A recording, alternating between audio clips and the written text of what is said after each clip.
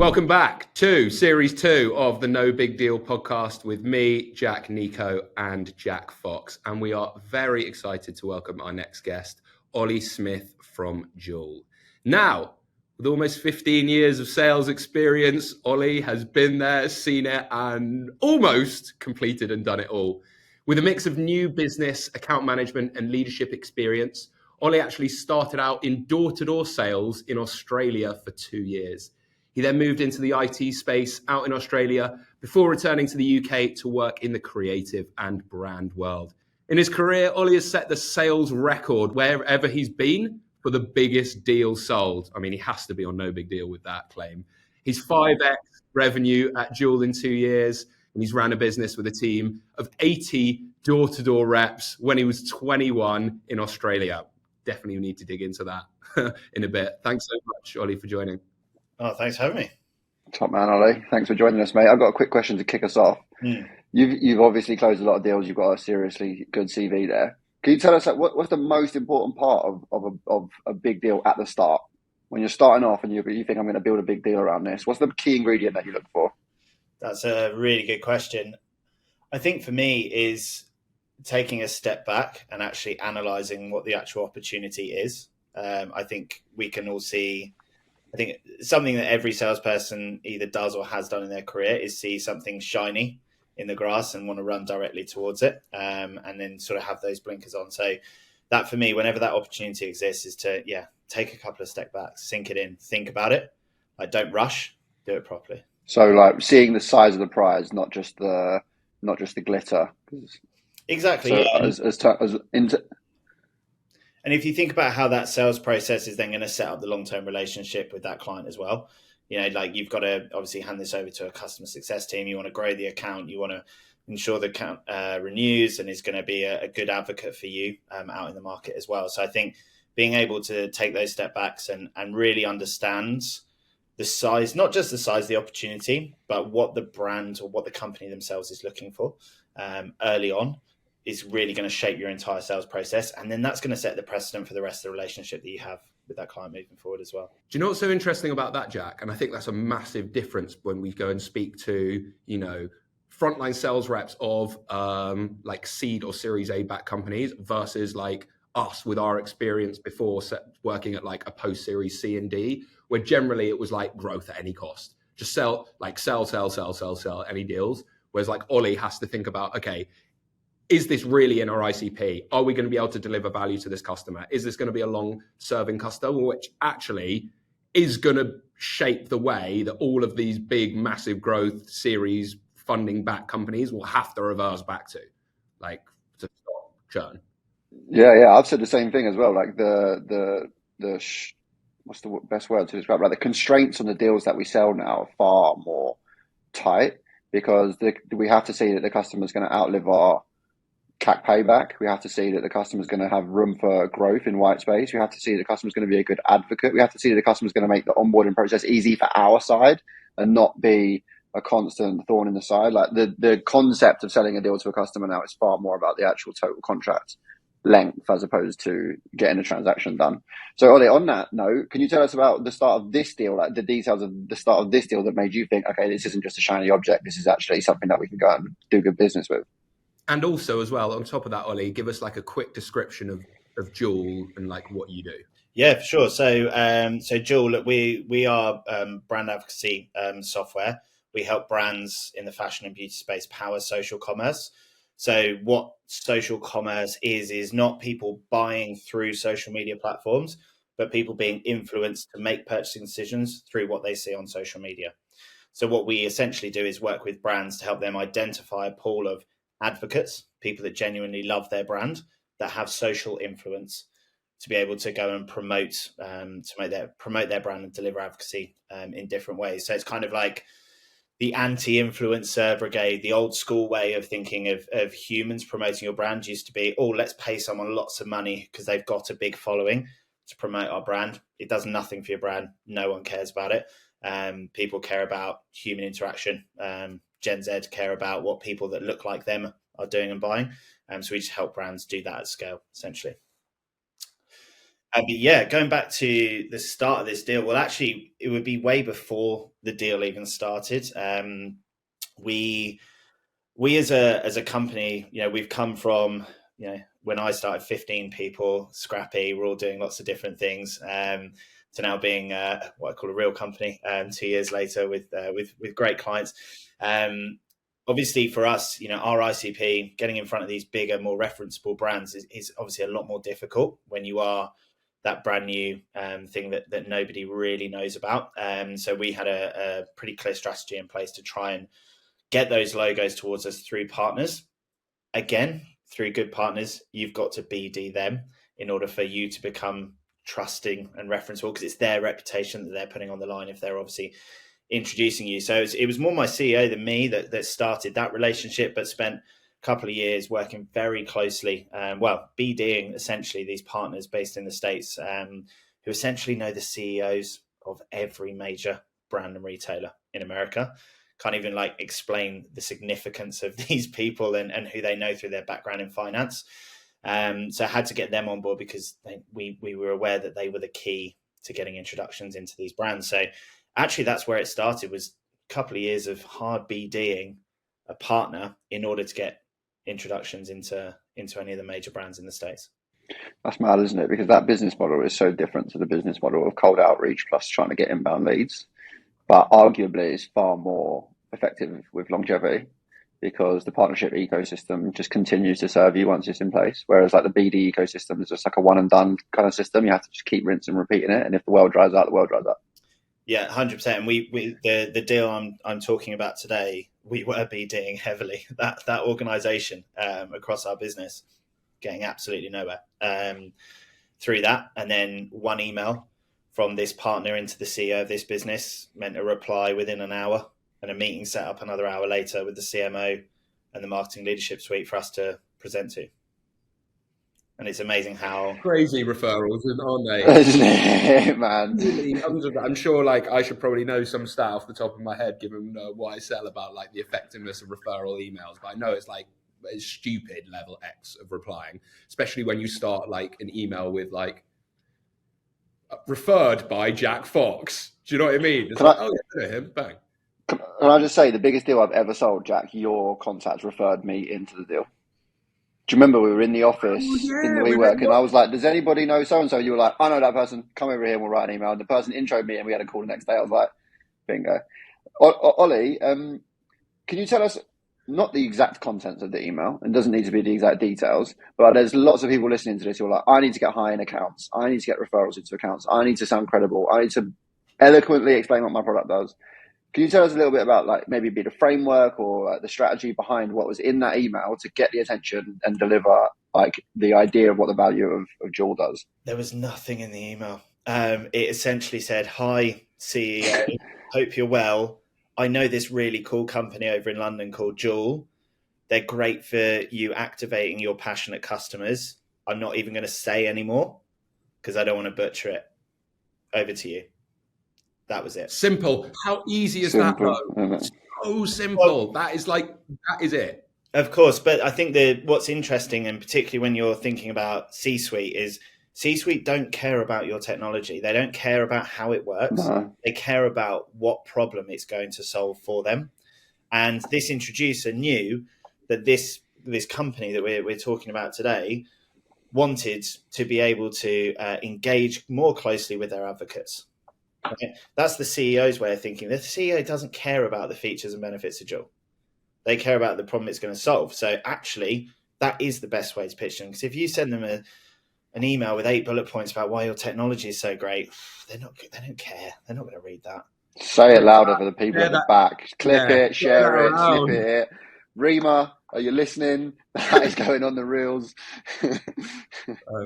Okay, cool. So Ollie, you got the intro to the person you wanted, and as a bit of context for listeners, you told me that the CEO replied relatively quickly.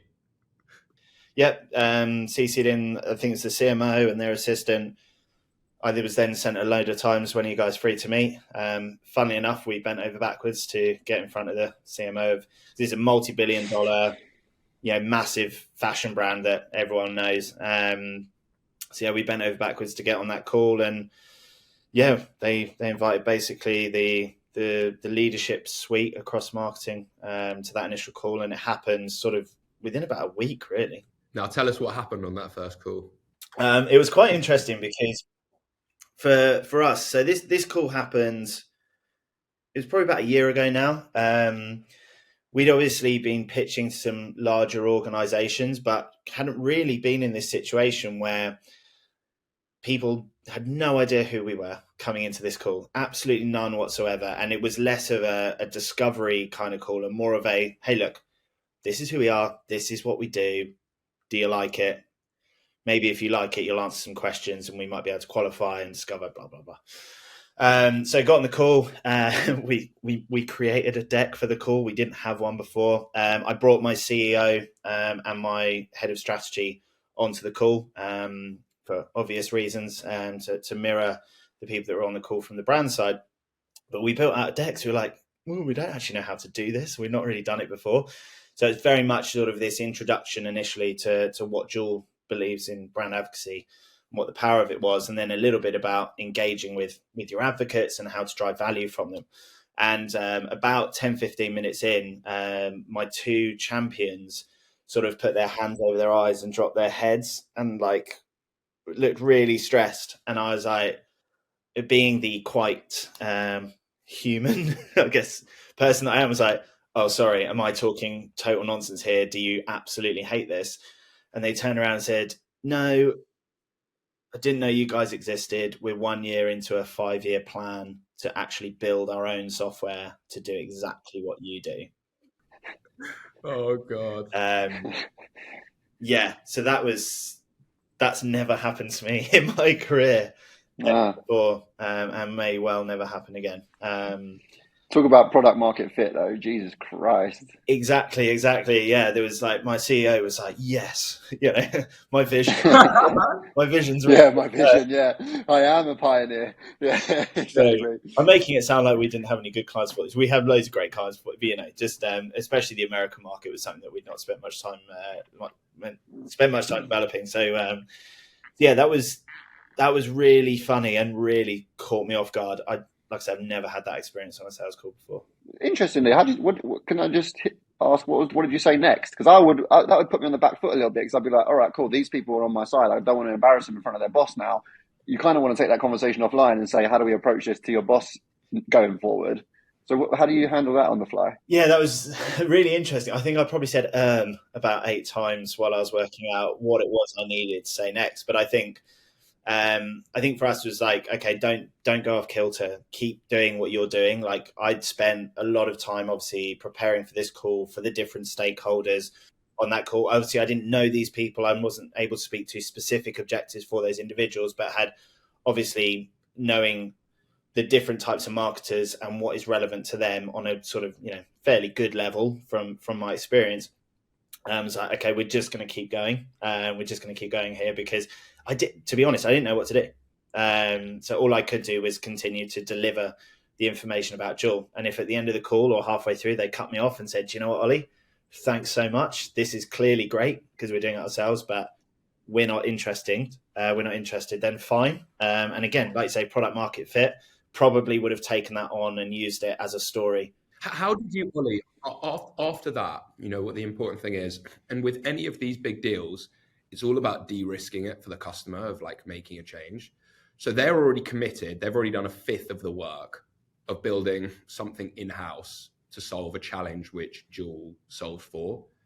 How did you work with your champions to, first of all, I don't know, come between like their bit of tail between their legs to say like, we didn't know this company existed. We could have just bought with them. And also then de-risk it for those people and senior management to think, we've got to can this project. We're just going to buy Joel.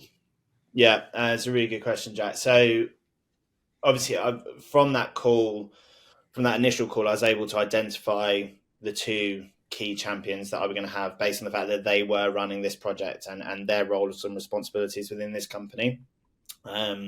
So essentially went through the call, answered loads of questions to the CMO, much more focused around our strategy, used people far smarter and more intelligent than me to answer those questions in CEO, my head of strategy. And then essentially, towards the end of the call, identifying those two champions and saying, hey, love to set up another call and we can show you a little bit more how it works. Maybe that can support you guys on what you do.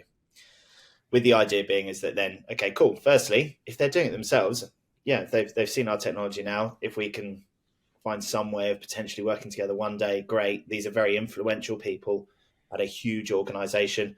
Maybe we can learn from them as well and they can introduce us to people. So that was the first thing I really did, was like, okay, I need to take these champions away from this core group of people to have a conversation with them. At this stage, I don't know whether there's an opportunity here or not. I really don't know. I need to get them on a call where they haven't got their leadership all on it, so that they might speak a little bit more openly and a little bit more freely. And I can have more of a conversation with them to actually do a little bit more discovery and understanding. So the way that I went about doing that was really focusing on the problem that they were trying to solve by building this software themselves. Just for context, what we do is quite new and quite different. We're very rarely in a competitive sell. People are either deciding to do this or not do it. It's not what vendor they're going to choose. Do you know what, Ollie? Just to nudge you a little bit there, I'm in the exact same position right now. I've got a deal that I've got a call later. It's a really early stage, and I've got, for some reason, the head of procurement, the head of finance, the head of strategy, and the CFO joining. I've never spoken to any of these people before, apart from the head of finance, and I'm now in a position where I'm like, I need to break you lot up. This call is not going to be productive for you or for me if we all just jump on there and have different agendas. Procurement's going to want to know about pricing. Finance is going to want to know about this. Strategy's going to know about strategy. And I'm going to be sitting there like, I don't have the answers for all of you lot. And we've only got 30 minutes. So there's no way that I'm going to be able to do a presentation which satiates everybody's appetites. So I'm like, a question for you, just to maybe kickstart your train of thought again. How do you go about breaking those individuals up so that you can multi-thread, but in a unidirectional way? Yeah, so the big thing that I will always do in that situation is make sure I've got a very clear question that is specific to each of those people. It only needs to be one question, but I need to ensure that I'm extracting something from each person. So it's actually more about the answer. Seriously good bit of advice. Hold the phone for a second. Because often you kind of know what the answer is going to be, right? You've sold into procurement people before, I'm sure.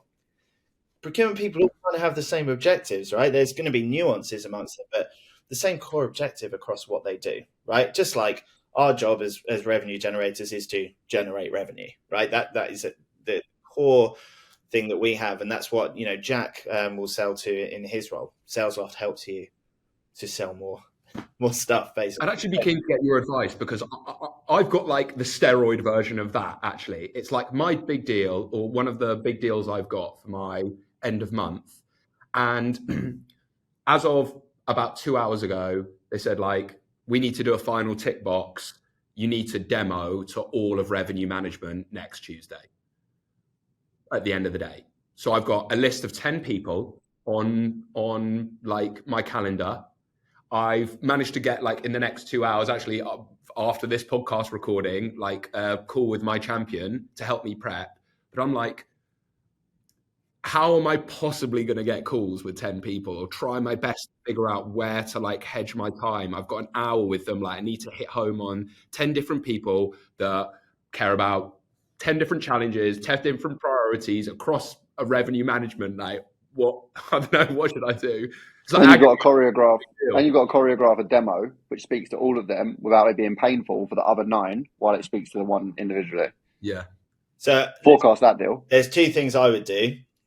One is, after the call with the champion today, I go and make a video for each of those 10 people, which is a very quick introduction to you, and show them something that's going to be relevant to them that they may not see on the demo, or that you may not have the time to focus on. So one particular feature, or one way something exactly works.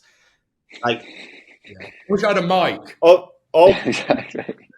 I mean, look, no way are all 10 of those people going to watch that, because those 10 people don't know who Jack is, right? They have no trust in you. You have built no level of relationship with them for them to give up their time. But if you make it short enough and engaging enough, maybe 3 or 4 will open it, and then they'll be like, "Oh, did you get an email from Jack? Oh, yeah, I did. I've not read it."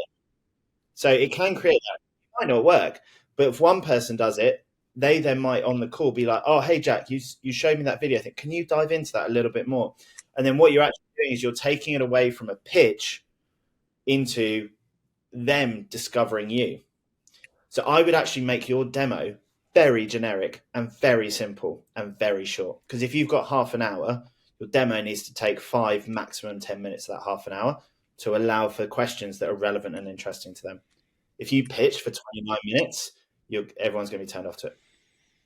And also, I was thinking off the back of that as just like any advice. And Jack, this was like your old manager did this really well. Will, who's still at Sales Loft, was like, sometimes you got too many cooks in the kitchen on the demo. And like, if you've got 10 stakeholders that you're pitching to, you can get railroaded by one of them, just like pounding you with questions. And what you saw Will do really well is like, thanks for the question. I've written it down. I'm going to follow up with you after this. Mm-hmm.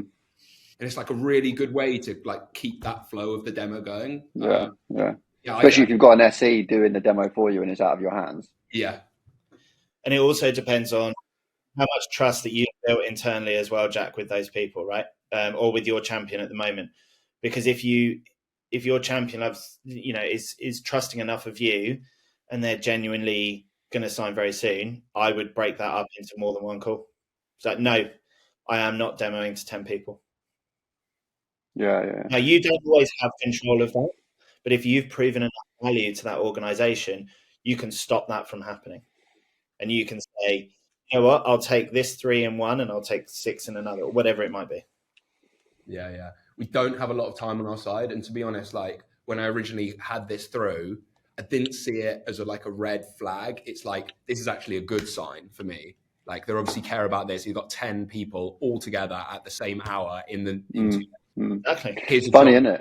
That is great. It's funny, isn't it? There's a lot of reps out there at the moment who are desperate to get a lot of people onto their demos and can't. They're one person who's not got executive access, blah, blah, blah. And sometimes it's the other way around. It's equally as challenging. I love this when we get to the big deal therapy stage of the podcast. Yeah, and Ollie, okay, let's go back to the deal with this one, because this was like, you had a unique case in this, but you needed to split up the 2 people that were building this project internally and turn them from appreciate what you've done, let me show you how we could do it better. Talk to us. Yeah, it's a really interesting one because we are sat very much in the category creation phase. Like I said, we are not typically in a competitive sell environment. So for someone to be invested in this enough to be building their own software means that strategically the investment is incredibly strong, not just from a monetary perspective in terms of the investment that they're making, but the mindset of the organization. If you think of marketing, you've got all your traditional channels. Yeah, go and chuck a load of money into Google AdWords and chuck a load of money into Meta and do this and do. It's kind of like the playbook, and you just move the dials around a little bit from a monetary spend perspective. But if you're already invested that much, it tells me a couple of things. One is your organization is primed for change.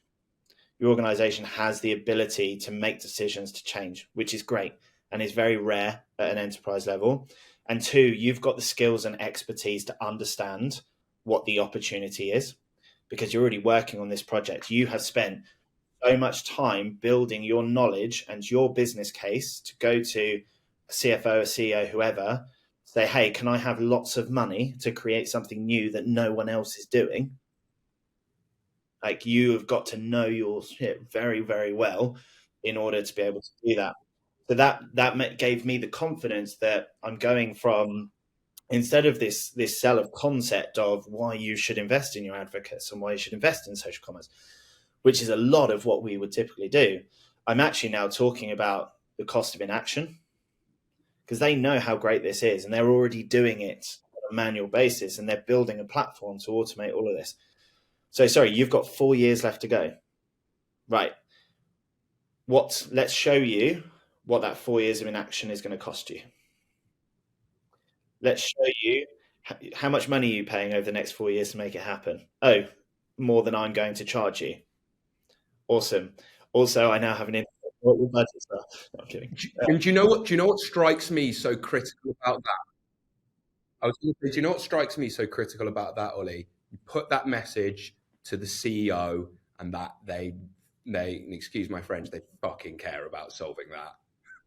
Yeah, absolutely. And when it's such a core pillar of your business and you're making such an investment, sometimes you have to say, yeah, got it wrong, or there is a better opportunity. It's not they got it wrong. They even had a deck that said no other platform can do what we want to do,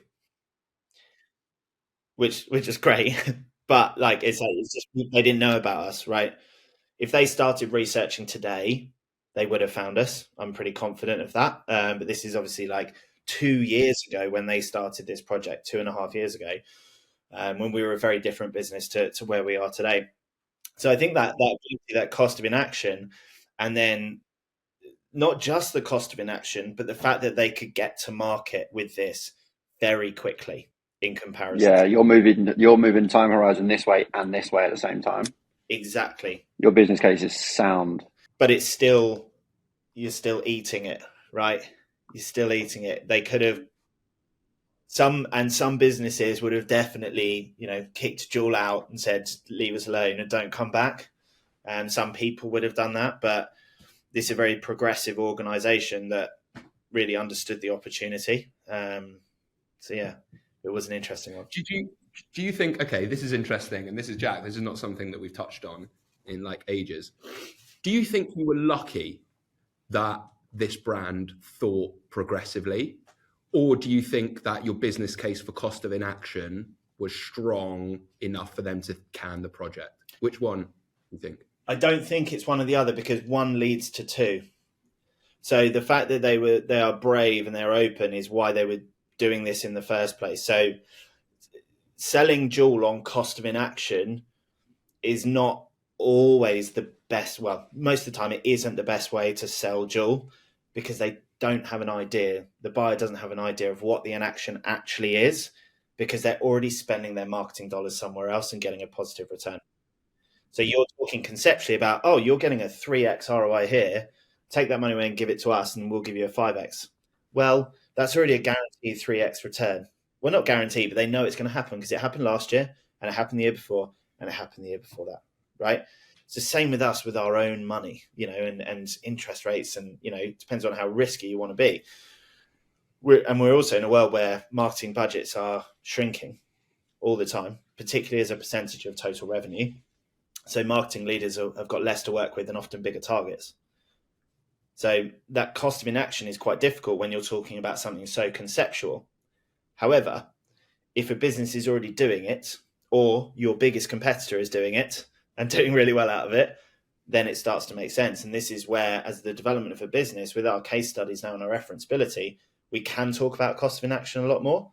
Whereas back then, a year ago, we couldn't as much.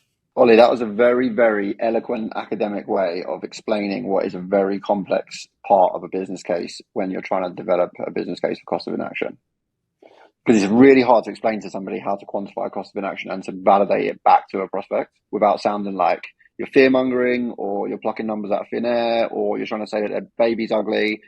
Cost of inaction is a really hard thing to try and say to somebody, but to use social proof case studies, validate the cost of spend, and also improve the ROI on a guaranteed ROI that they've already got while doing it confidently, and I'm assuming quite diplomatically, is a really hard thing to do. You explained that very well. So, thanks. Yeah. Congrats. I do performance calculators for clients. I could put any odd numbers on there. I could. Yeah, exactly. I could say, right, this is our best program, and if you meet our best program, you're going to make this much money, and no one would believe it because it's our best program for a reason in terms of the ROI. The ROI is silly on that program. It doesn't mean, but it doesn't mean anything to them, right? It's like, well, what if we're not as good as your best client? You've got 70 odd programs running. That's one. So it's like, actually, I'm going to show you what a bang average program is going to look like. Because for you to make the decision to turn off one tap to turn this one on, it's got to be realistic. It's got to be exciting enough to make the decision, but it's got to be realistic enough so that they actually do believe it as well, right? Yeah, that's why it's interesting that you went from 3x ROI on current spend to only 5x ROI in this like future state, because you could have gone like 500x ROI, like, but obviously no one buys that. That's really interesting, and I'm assuming at that point was when you used like here's the size of the prize. This isn't just a shiny thing for me or a shiny thing for you. This is a real good business opportunity for both of us. Let's talk. Exactly. We moved pretty quickly through this process. I love to talk about the impulse curve and the right time to close. I base a lot of what I do on that and a lot of my training. And the impulse was so high. It was like, let's go. Let's make this happen now. We didn't do our typical sales process with this deal. It actually all happened really quickly. It was our biggest deal at the time, by a lot. And yeah, it happened very, very quickly. So it's like, okay, let's get down to business. How are we actually going to go about this? Let's get tech involved. Let's make sure it works. Let's get procurement involved. Send me your 300-page MSA and we'll start negotiating, and we'll start to do all of these activities in the background, because you are closed, right? From the mindset perspective, you want to do this. Ollie, impulse curve. Elaborate. What's that? I was thinking the same thing. That's got me sat up quite. Okay, cool. So the impulse curve is quite simple. It's basically two axes, and one is impulse and one is time. Okay. And whatever buying decision you are making, you have a line at which you will buy. Okay. Now, for me, if it's I don't know, buying a pint at the pub, right? My line is quite low to the ground because I'm going to the pub. I'm going to buy a beer. So my impulse to buy that And it only gets lower. It's very low. Not when you have a kid. It's very different, Jack. But yeah, my impulse is a simple decision for me to make. Okay, I make it very quickly. I don't need to be massively impulsive to do that. And I feel really embarrassed that I've used beer as an example, but hopefully that makes sense. When you are investing into something much bigger, so let's say you're buying a house as an individual, right? Of course, you can get excited about things, but there's so much more that goes into making that decision that actually your buying line is far, far higher. So impulse needs to be built over time. I wish I had the graph on screen. It would look really good. Impulse needs to be built over time to get above the buying line, and that's when you need to close someone. If you go and view a house, and within 8 seconds of walking in the door, the estate agent goes, "Do you want to buy it?" You'd say no, because you haven't had enough impulse built yet. Your buying line is way too high. Whereas you do your first viewing, then you go home, you think about it some more, you look at the pictures again, you go through your buying process, second viewing, whatever you need to do, right? And then you're above the buying line, and then the agent says, "Do you want to make an offer?" You make an offer because you're above the buying line.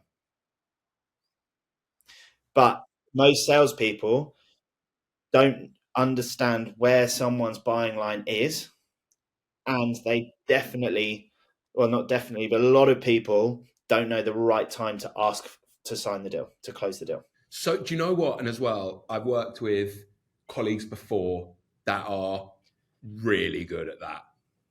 And like Jack always uses the phrase blood in the water, but they'll be like, they can sense it towards the end of the call and quite satirically will be like, "Who gets the DocuSign?"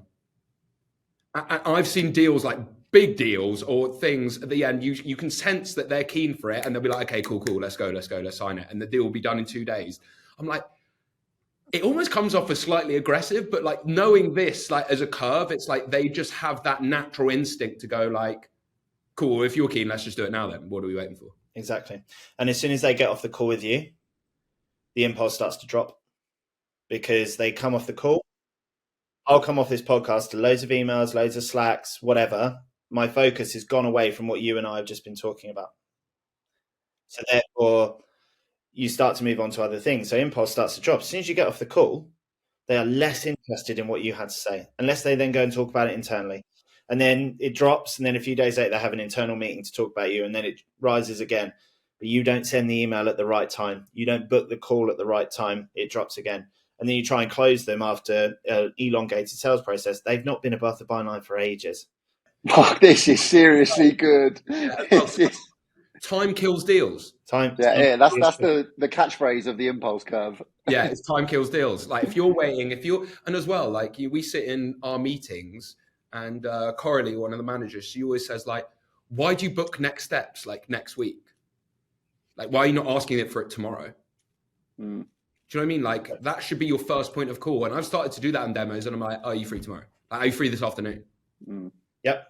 Like, can I come and see you in person? Like, can you come to my offices and try and like really build momentum? But anyway, we're at time of like, Ellie, if you've got more to add, then we've got final couple of questions. The only thing I'd say is go and look at your pipeline. There are deals that have been in your pipeline for months. They are never going to close. It's you, Ollie. It's me. I'm joking.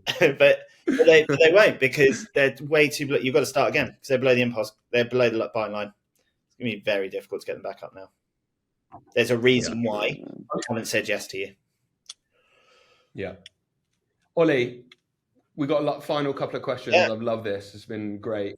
What skill do you think has made you an effective salesperson? I think for me, and I know it's a real cop-out and it sounds a bit like David Brent, but it's being able to talk to all sorts of different people on their level. And that is almost a direct quote from The Office, but it's true. It is absolutely true. Now, when you think of that, what I don't just mean is your communication style. I don't just mean your character. I mean your ability to understand their challenges in advance before you get on the call, knowing what they're going to say before they get on the call. Obviously, of course, communicating in a way, mirroring them. You know, I always use the analogy of don't be sat across the table from someone, be sat next to them. You know, that kind of idea of them building that trust in you. Like you said at the top of the call, I spent 2 years doing door-to-door sales. I learned everything, almost everything that I know about selling from that job. And it's because 1 minute you're talking to someone in a mansion and the next minute you're talking to someone in a studio flat in like different suburbs. And, you know, like the ability to meet and interact with as many different types of people as possible and really learn from them, really understand them I think that's what's helped me the most in my career, for sure. I was going to say I never did door-to-door sales, but I did do a form of door-to-door sales, i.e. recruitment. I did it for 4 years, and I learned more in that 4 years of recruitment than I did in working in software. The strategy and tactics of selling deals I learned in software sales, but like the actual hardcore reflexes of selling, I learned from hitting phones and speaking to 150 people a day on repeat, every different type of person, listening to people's stories about their lives, blah, blah, blah, blah, and just anticipating how to have human-to-human conversations, all that shit. You can't replace that. It's like, should we get a national service doing like that's a form of sales? Yeah, I think it's really important to do, and you know it just gives you the foundations that you can't learn that. You know you can learn sales methodologies and you can learn how to read contract, all this sort of stuff. You can't learn that. You just got to practice it. Yeah, agreed. And last of all, before we finish, what is your favorite memory in your sales career? That's a really, really good question. I don't know. I've actually got one from my door-to-door sales days. So when I started, I was appalling. I was so bad. It was commission only, right? I had no money. I was living in Sydney, horrendous. And it was like 10 to 8 at night. I made no sales all day. Start chatting to this guy, and kind of right place, right time. But I could see he had the rugby league on in the background. So we just started talking about that. And I didn't pitch him, and we just chatted for 5 minutes. Pizza guy turns up. He's like, oh, I only opened the door because I thought you were the pizza guy. Pizza guy turns up, gives me a slice of pizza. I've had the worst day. I've made no money. It's been raining all day. And then after 5 minutes chatting away, he's like, so why are you at my door? And I was like, oh, I'm, getting people to donate to this charity. And he was like, I'll sign up for that. And signed up as a regular donor. Then his mate turned up and he was like, you got to do this as well. So I made $200. It was my best day ever. I made $200 and I got a slice of pizza in the pouring rain at the end of the day. And I'd worked my ass off all day. I'd spoken to 100 people. And then this guy literally changed my life because I was going to quit. I'd had enough. And then I worked out that actually it's not about being great at pitching. It's about talking to people and learning about I didn't. And like literally, yeah. So that's a pretty cool experience, because most people tell you to fuck off, or not most people, but most people talk to you. You're looking to speak to 2 or 3 people a day out of 100, and it's a pretty brutal job, particularly when you're like 19, 20 on the other side of the world with no experience. So yeah, that's what's mental about that as well. That day could have ended with you thinking, "Nah, sales isn't for me." And 15 years later, you're selling fat deals on and talking about them on the No Big Deal podcast. Yeah, it is. Yeah, I love it. I remember it really well. Yeah, I love that story. Anybody who's listening who does door-to-door sales, go and knock on Ollie's door and ask for a slice of pizza. he owes you one. Thanks so much for joining us, mate. Absolute pleasure. Yeah, thanks, Ollie. That was class, mate. That was very, very good.